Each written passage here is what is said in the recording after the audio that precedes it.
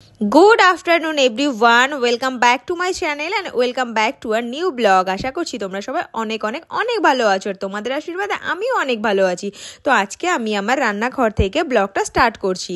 তো আজকে হচ্ছে শনিবার। অনেক দিন ধরে ভাবছিলাম একটু বড় ঠাকুরের পুজো করব, কিন্তু হয়েই উঠছিল না, কারণ আমাদের একটু প্রবলেম ছিল, তো সেই জন্য দিতে পারছিলাম না। প্রবলেমটা এখন সলভ হয়ে গেছে, তো আজকে আমি সেই জন্য দেব।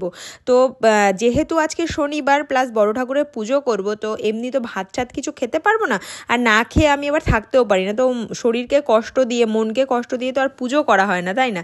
তো সেই জন্য ভাবলাম একটু চলো লুচি বানিয়ে নিই আর একটু তার সাথে সাদা আলু চচ্চড়ি করে নিই, এটা খেয়েই আমি পুজো দিয়ে দেবো আজকে।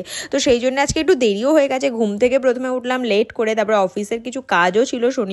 শনিবার হলেও আজকে কিছু অফিসের কাজ ছিল, কিছু কনকলস ছিল, তাতে কনকলগুলো অ্যাটেন্ড করা হলো। তারপরে চান ঠান করেই ভাবলাম একবারে রান্নাটা করবো। তো ময়দাটা মেখে নিলাম, এরপরে একটু লুচি বানিয়ে নেবো। ময়দাটা একটু গোল গোল করে গোল গোল করে লুচি শেপে বানিয়ে নিচ্ছি। একটু না বড়ই করছি, কারণ অনেক দেরিও হয়ে গেছে আর ভাজতেও অনেক না হলে অনেকটা বেশি টাইম লাগবে। তো সেই জন্য একটু বড় বড় সাইজের একটু গোল পাকিয়ে নিলাম লুচিগুলো। তো চলো এখন লুচিগুলো ভেজে নেওয়া যাক। তার আগে তো আমাকে লুচিগুলো বেলেও নিতে হবে। দেখো লুচিগুলোর গোলগুলো কতটা বড় হয়েছে, তাই না? তো সেই জন্যই আমি একবার একটু দেখিয়ে নিলাম তোমাদের।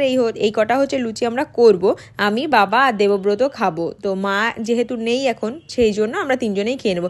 এবার লুচিগুলো চলো বেলে নিই।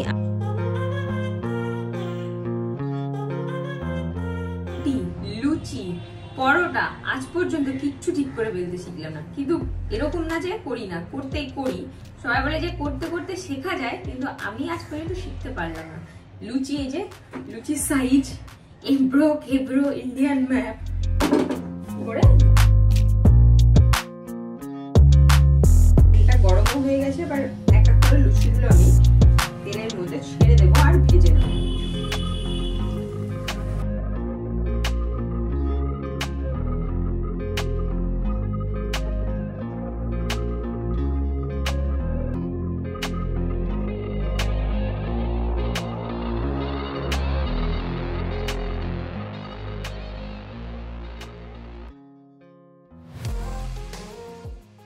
বানানো কমপ্লিট হয়ে গেছে। এবার এক সাইডে আলুর তরকারি আর এক সাইডে সুজি বসিয়ে দেবো।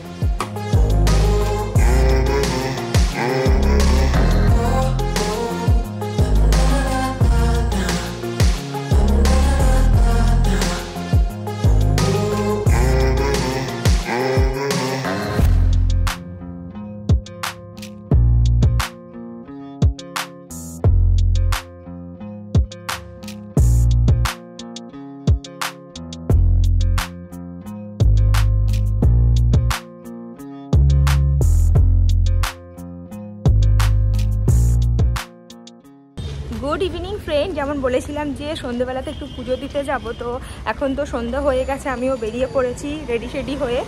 আমাদের এখানে বাস স্ট্যান্ড আছে, ওই বাস স্ট্যান্ডের এখানে বড় ঠাকুরের মন্দির আছে, ওখানে গিয়েই পুজোটা দেব। একটু পুজো দেওয়ার আগে একটুখানি ফুল প্রসাদ আর হচ্ছে একটু ধূপবাতি এগুলো সব কিনে নেবো। তো চলো পুজোটা দিয়ে আসা যাক। শর্টসও আমাকে শ্যুট করতে হবে আজকে সারাদিন, আমি কোনো শর্টস শ্যুট করার টাইম পাইনি, আর এখন আমি রেগুলার বেসিসে একটা করে আমি শর্টস দিচ্ছি। আর সত্যি তোমাদের কাছে আমি ভীষণ কৃতজ্ঞ, ভীষণ। আমি তোমাদেরকে ভাষায় প্রকাশ করে বলতে পারবো না যে আমি কতটা কৃতজ্ঞ তোমার দেবে আমার শর্টসগুলোতে, আমি সত্যি ভাবতে পারিনি। তো আমি রেগুলার আমি তোমাদের জন্য একটা করে শর্টস অবশ্যই আমার চ্যানেলে আমি পোস্ট করব। আর তোমাদের আমার ভিডিওগুলো দেখতে কেমন লাগছে এটা একটু কমেন্ট করে জানিও, ভালো লাগবে।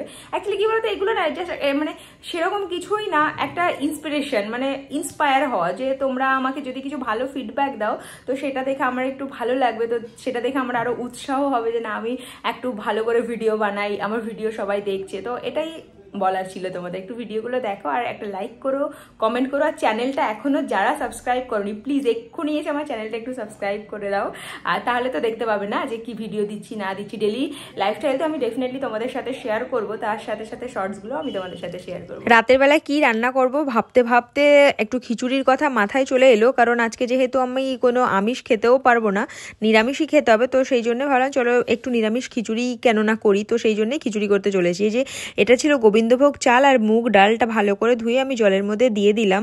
এবার জলটাকে একটু ভালো করে ফোটার পরে একটু ফুটলো, তারপর আমি এর মধ্যে সবজিগুলো দিয়ে দিচ্ছি। আলু আর ফুলকপি আর কুমড়ো আমি এখানে দিচ্ছি, আর পরে একটু মটরশুঁটিও আমি অ্যাড করেছি এই খিচুড়িটার ভেতরে।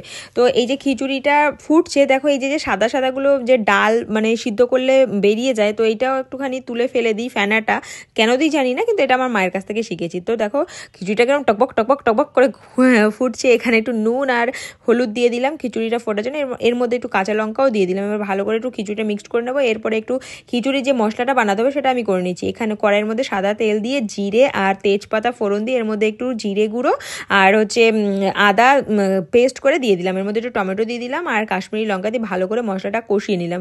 এরপরে আমি যে খিচুড়িটা যে সসপ্যানটাতে করছিলাম, ওই সসপ্যানটাতে দেখলাম ছোটো হয়ে গেছে, খিচুড়ির কোয়ান্টিটিটা অনেক বেড়ে গেছে। তারপর আমি একটু শিফট করে নিলাম এই বড় কড়াইটাতে। এবার এই মশলাটাও আমি এর মধ্যে ভালো করে দিয়ে একটু নাড়িয়ে চাড়িয়ে নিলাম। এরপরে ঘি দিয়ে দেবো ফাইনাল টাচের জন্য, ঘি আর গরম মশলা দিয়ে দেওয়ার পর আমার খিচুড়িটা পুরো কমপ্লিট। এই দেখো আমার খিচুড়ির ফাইনাল লুকটা, এক্ষুনি দেখে যা লোভ লাগছে না কি বলবো, অনেক ভালো হয়েছে খিচুড়িটা। তো খিচুড়িটার রেসিপিটা তোমাদের সাথে আমি শেয়ার করলাম, তোমরা চাইলে ওটা ট্রাই করতে পারো, অনেক ভালো লাগে খেতে। একবার করে আমাকে কমেন্ট করে জানিও কিন্তু কে এরকম খিচুড়ি রান্না করলে, ঠিক আছে?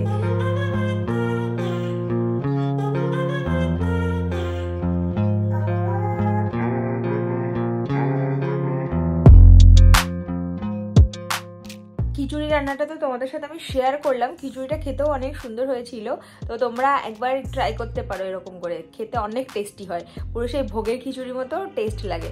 তো যাই হোক, আজকে ভিডিওটা আমি এখানে শেষ করছি। দেখা হচ্ছে আবার একটা নতুন কোনো ভিডিওর সাথে। ততক্ষণ তোমরা সবাই ভালো থেকো, সুস্থ থেকো, সাবধানে থেকো। বাই।